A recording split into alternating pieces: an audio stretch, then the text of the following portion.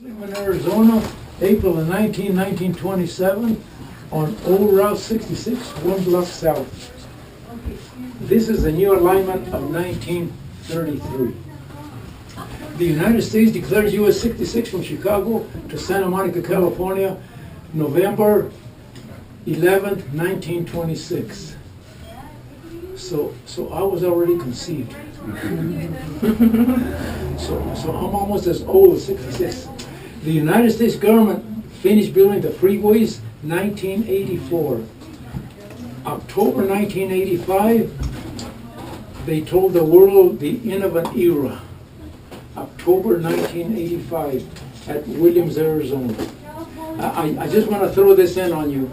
How ironic, the United States government finished building Route 66 50 miles west of here at Truxton, Arizona. And they finished building I-40 just 43 miles west of here. So within a 100-mile span, there's history, history, history. We were bypassed September 22nd, 1978 at about 2:30 in the afternoon. Government statistics has it that there was 9,000 automobiles going by here every 24 hours, some 24-hour periods. This road here through town was widened in 1966.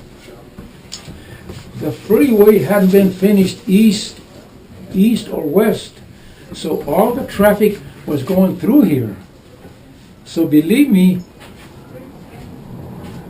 those last few days or few years, we had to be very careful to cross the street because there was about 9,000 automobiles going by here every 24 hours.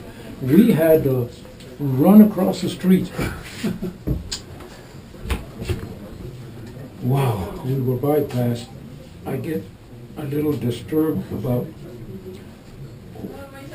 We were bypassed for 10 long years. No one came.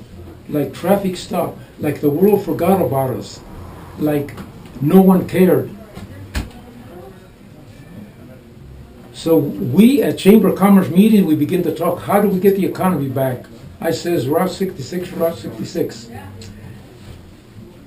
And the longer I heard it, the more I believed what I thought I wanted to do, because by the early 1980s, it was still a pool hall. I was still cutting hair on the daily basis, 5 days a week.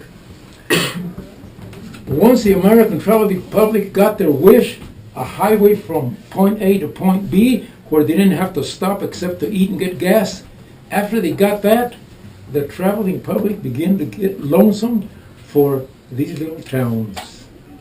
So people in their 60s and 70s, some a little younger, some a little older, a few begin to come in here. Men and women all sounded like a recording. When I was a little boy, when I was a little girl, this has got to be the highway that they traveled to California. Because it quit raining in the Midwestern states for about 5-6 years. So this is a highway that 250,000 people use this road to go to California. So those people kept saying, this has got to be the highway that my parents or my grandparents or my brothers or sisters used here to travel this highway, my uncles, aunts. So to make a long story short, finally on February the 18th, 1987, I called a meeting here in Seligman at the Copper Cart Restaurant, 1.5 blocks on your left. 15 people came to the meeting. We formed the first ever, the Historic Route 66 Association of Arizona. That was easy to do. We had elections. I was elected president. We assessed ourselves $10 a year. Then we asked the Department of Transportation to make it historic from here to Kingman, to recognize us. Route 66 is not dead, it's here. And that's when everything stopped. Because when you talk to people in charge, people in charge of a state of whatever,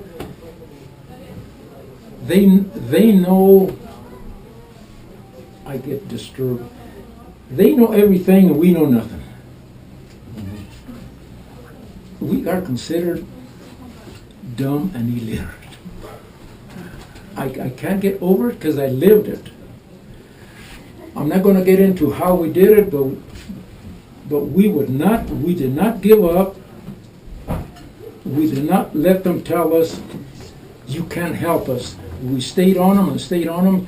Finally, December of 1987, we received a nice letter that says, you are priority number one, whatever you need. So they declared it they declared it historic from here to Kingman, and the end of the story.